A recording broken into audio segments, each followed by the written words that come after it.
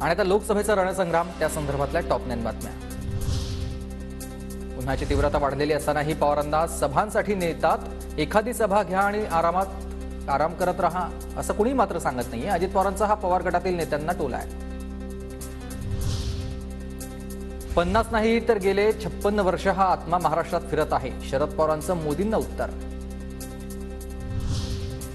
पराभव दिसत असल्यानेच पैसे वाटपाचा आरोप, त्यात तथ्य नाही। बारामतीत सुनेत्रा पवारच विजयी होणार, महादेव जानकरांचा दावा। आपण पराजित होतो त्यावेळेस काय एखाद्या मला आरोप केला जातो, म्हणजे ह्याला काय तथ्य आहे का? पैसे वाटलं होतं असं म्हणणं वगैरे काय चुकीचं आहे विषय।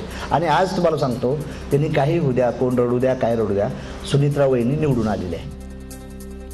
शिरूर लोकसभेत अजित पवार घरातीलच उमेदवार देणार होते, मात्र पुन्हा पराभव नको म्हणून शिवाजीराव आढळरावांना उमेदवारी दिली। रोहित पवारांचा दावा।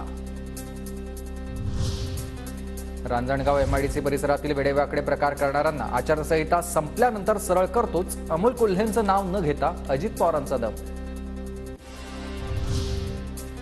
देशात आकड्याचा खेळ कुणाला समजत असेल तर ते शरद पवार। रोहित पवारांकडून स्तुती। भाजप 200च्या पार पण जाणार नाही, रोहित पवारांचं वक्तव्य।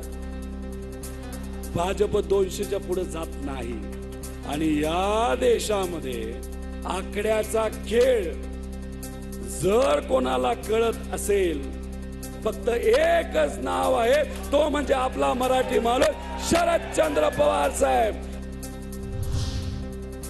पुणे लोकसभा निवडणुकीसाठी विदर्भातील काँग्रेसचे 10 आमदार पुण्यात तळ ठोकून बसणार। यशोमती ठाकूर, सुनील केदार, अभिजित वंजारी, नाना पटोले इत्यादी आमदार 5 दिवस पुण्यात असतील। पक्षाला रोज रिपोर्ट देणार। तब्येत ठीक नसल्यानं भुजबळांची प्रचाराला गैरहजेरी। भुजबळ संदर्भातील प्रश्नावर अजित पवारांचं उत्तर आहे। छगन भुजबळ साहेबांची मध्ये तब्येत थोडीशी नरम होती, त्याच्यामुळं ते त्या ठिकाणी शेवटी तब्येत तर चांगली असली पाहिजे ना। तब्येत असली तर बाकीच्या सगळ्या गोष्टी असतात। इंडिया आघाडीकडे पंतप्रधान पदासाठी उमेदवार नाही। इंडिया आघाडीला अस्थिर सरकार हवं। रावसाहेब दानवेंची इंडिया आघाडीवर टीका।